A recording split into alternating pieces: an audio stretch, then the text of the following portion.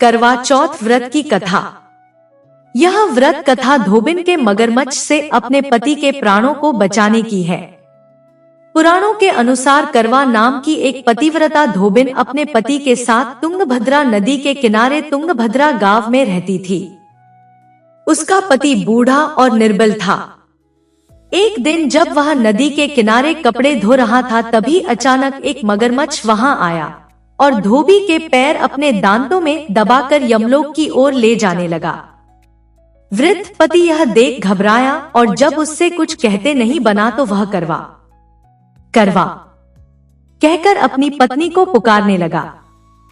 पति की पुकार सुनकर धोबिन करवा वहां पहुंची तो मगरमच्छ उसके पति को यमलोक पहुंचाने ही वाला था।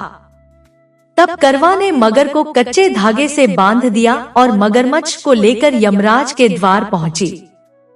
उसने यमराज से अपने पति की रक्षा करने की गुहार लगाई और साथ ही यह भी कहा कि मगरमच्छ को उसके इस कार्य के लिए कठिन से कठिन दंड देने का आग्रह किया और बोली, हे भगवान, मगरमच्छ ने मेरे पति के पैर पकड़ लिए हैं।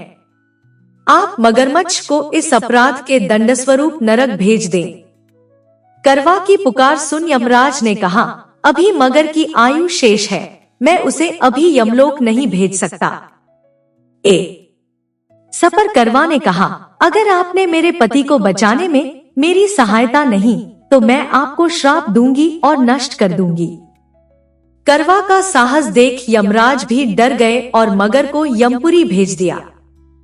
साथ ही करवा के पति को दीर्घायु होने का वरदान दिया।